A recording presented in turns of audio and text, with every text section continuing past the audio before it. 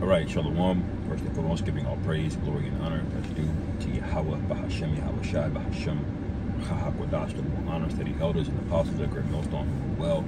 Peace and blessings to the 144,000 and the hopeful elect. Shalom Barakatum. And I'm just going to title this James 5 and 8. All right, James, the 5th chapter, verse 8. I'll read verse 7 and verse 8. What's the context? Prophecy in rapid motion, developing quickly. Okay, a couple of articles I'll touch on as well, just to illustrate these things. But we're definitely in those times. All right. Now this is James chapter 5 verse 7. It says, "Be patient, therefore, brethren, unto the coming of the Lord. Behold, the husbandman waiteth for the precious fruit of the earth, and hath long patience for it, until he receive the early and latter rain." Now, the precious fruit of the earth is what? It's not talking about actual fruit, all right, actual vegetation. It's talking about the elect of Israel, okay? Because the rest of it is going to be cast away into the fire. The 2/3 of Israel are going to be cast away into the fire, okay? Now, they'll be good, they'll be reborn in the kingdom, but the precious fruit being spoken about here are the elect men, okay? The so-called Negroes, Latinos, and Native Americans, primarily in the Western Hemisphere, and the scattered remnant that's all over the rest of the world, okay?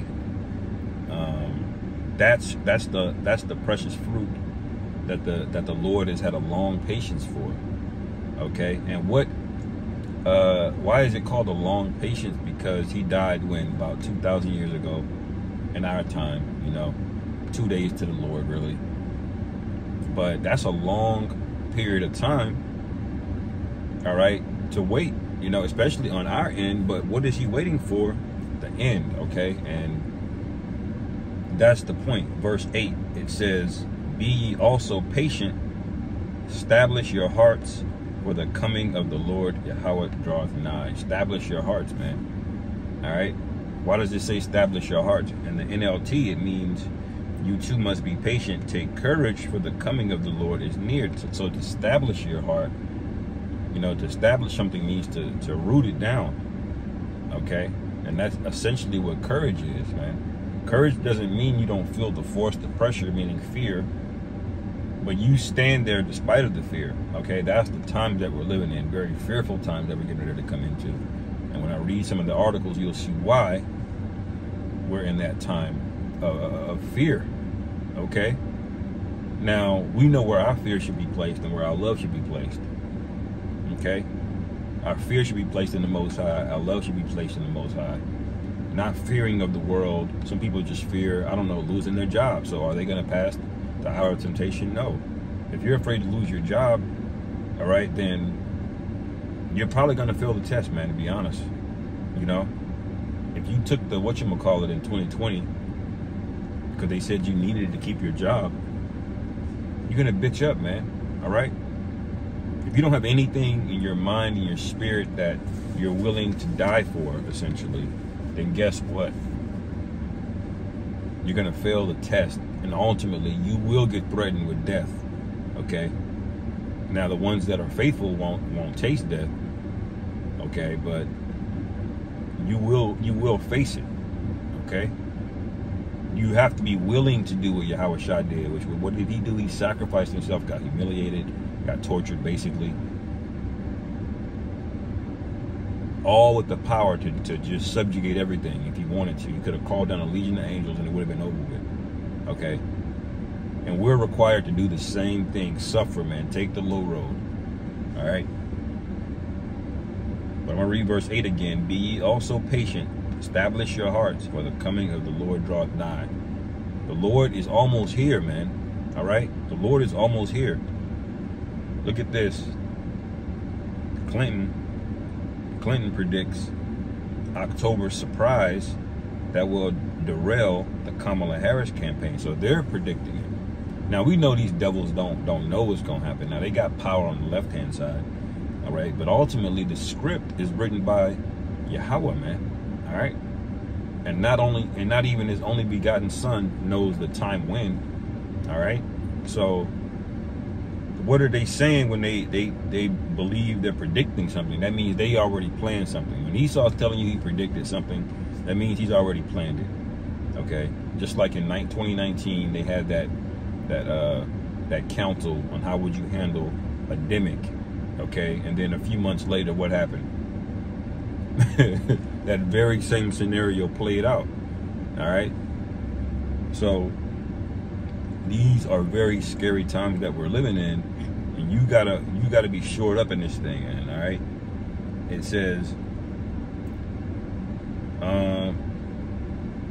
yep, scientists say we're just characters in an advanced AI world, and that's basically true right now, because all of these jobs people are experiencing, these job losses, they're not telling you that there's an industry shift. AI is replacing things permanently, man. Okay. Y'all thinking it's just a downturn in the economy, and it's not. I'm telling you, once Esau figures out how to control everything with like 5 or 10 people, y'all are out of there, man. Okay? You're out of there. Then he's gonna start building physical robots with arms and limbs. Okay? You're gonna try to sneak over the gate and steal some corn from his property. He gonna have one mow you down. All right? That's the future of this place. If the charagma were to play out, Revelation 13 and 19, 13 and 16, Salakia. Okay? If that were to play out, that's the world you're living in. Okay? And the scriptures speak about that, I'll go to it. We bring this out a lot.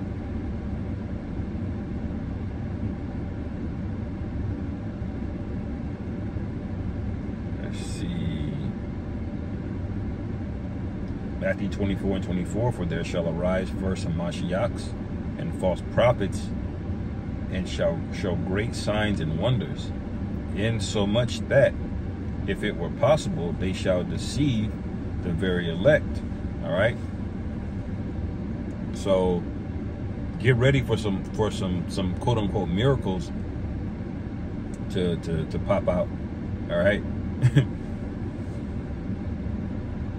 And they're gonna get a lot of people with that, man. All right. The other one was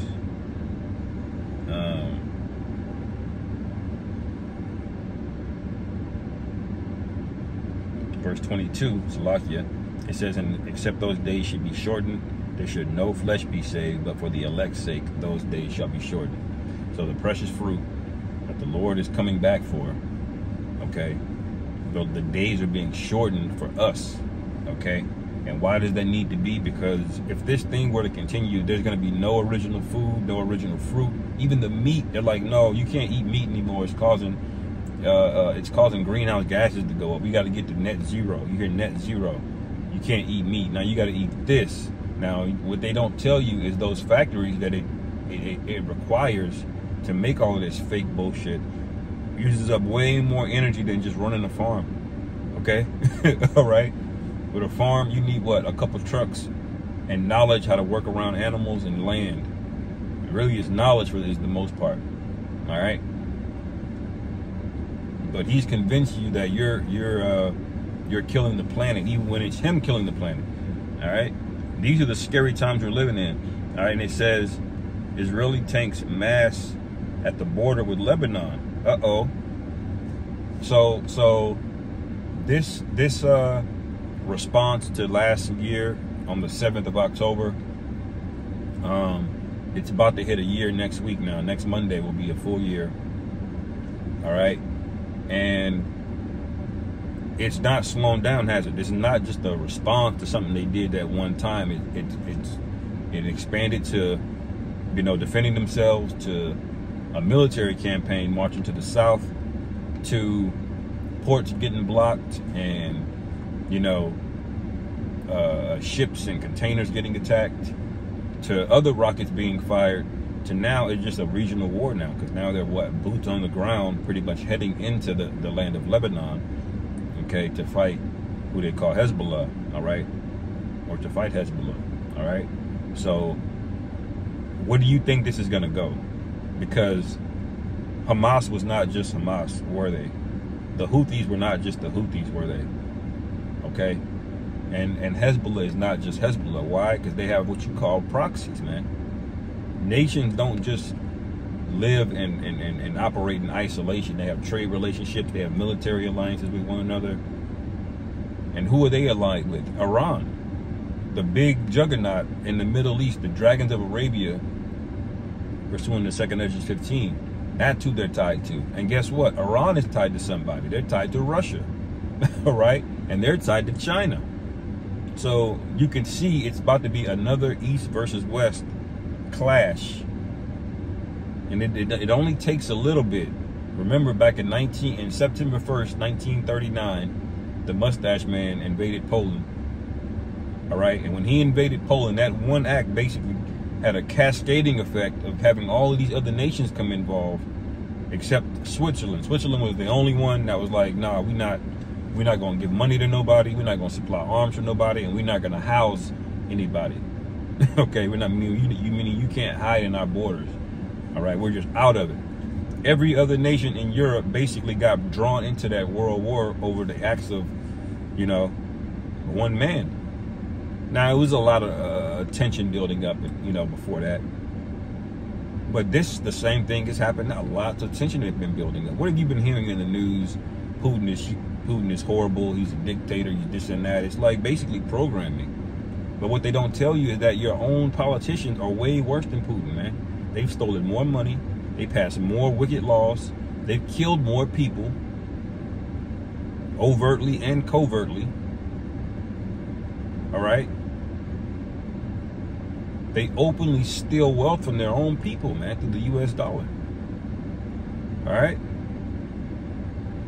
But what have you been hearing? They've been programming you against somebody else that's doing the same thing to a lesser degree. So how are you going to make them an enemy of something you're doing yourself? All right? That's why America's going to have a horrific judgment, because you're all hypocrites, and the Lord doesn't deal with hypocrites. You're hypocrites in the worst way for wickedness, man. All right? For wickedness. Okay? And this thing is going to happen in a rapid succession. Rapid succession. Let me get that real quick. The third woe.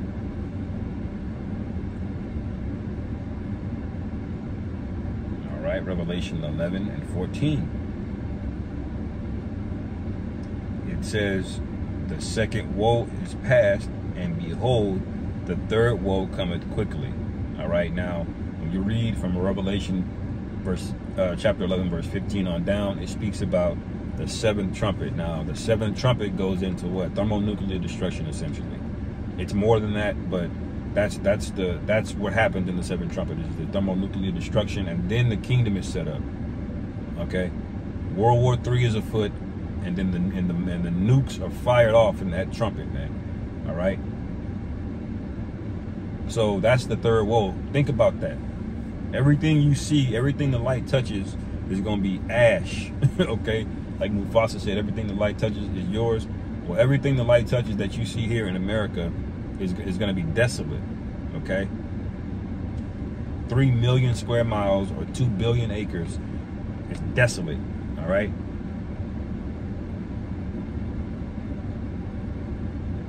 But the fear of the Lord is not on these people. Y'all don't see it, you know.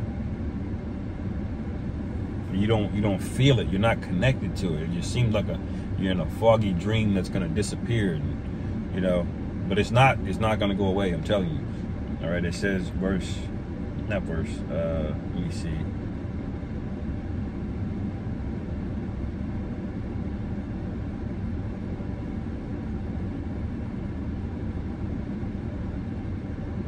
Wow, I can't even say that headline. But I wanted to go and look at a couple. Actually, let me scroll down a little bit.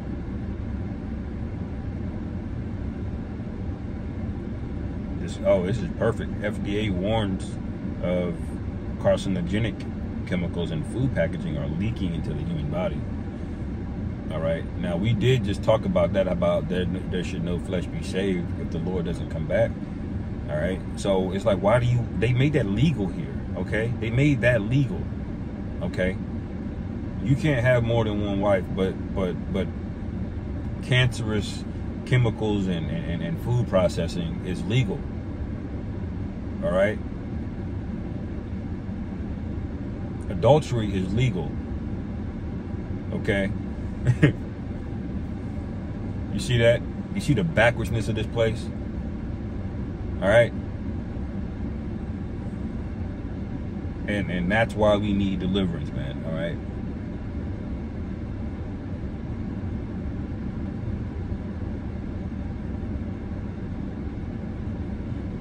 Yeah, that's basically all I wanted to speak on that matter. And I'll end it here in a second, man. But there's a lot coming down the pipe. Okay. And this is why, like I read earlier, our hearts need to be established. We need to be rock solid, rooted in this thing, man. All right. The doubt demon is getting ready to recruit some more. Okay.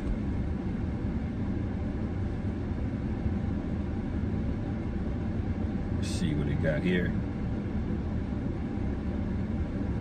It says, no, that's not what I want.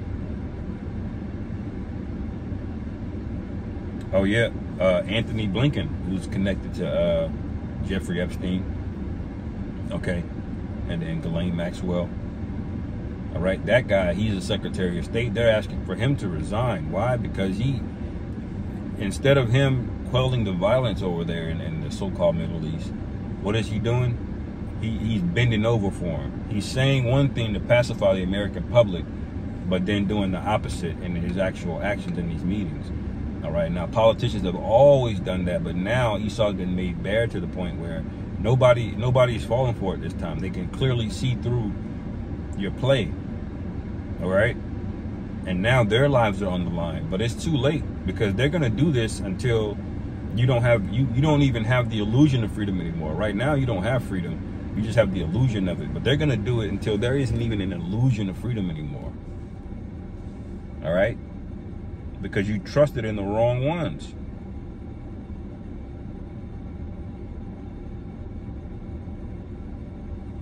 Let's see. Oh yeah, it says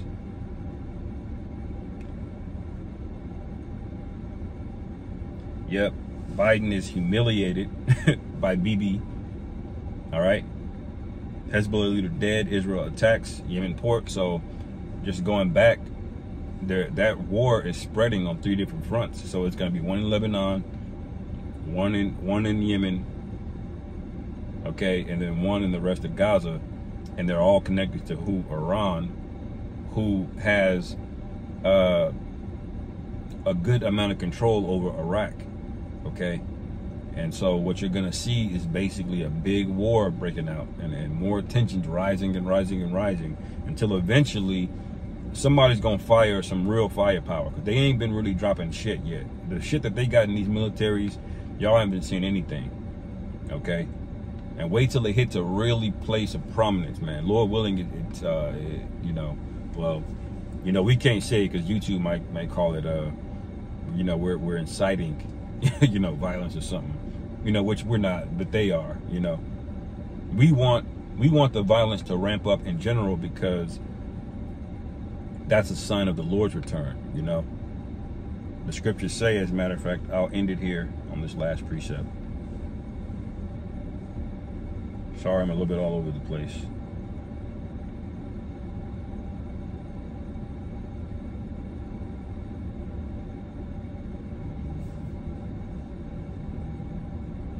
Okay. Luke chapter 12, verse 49, I am come to send fire on the earth, and what will I if it be already kindled? So the fire on the earth, the wars, you know, scuffles and outbreaks, that is going to be going down upon Yahweh's return. And he's here to do what? Add fire. Okay? So I'll end it there, man. Lord willing, this is edifying. Call halal Yahweh Bashim Yahweh Shai. Hashem Rachak Shalom. Kwam Yasharal.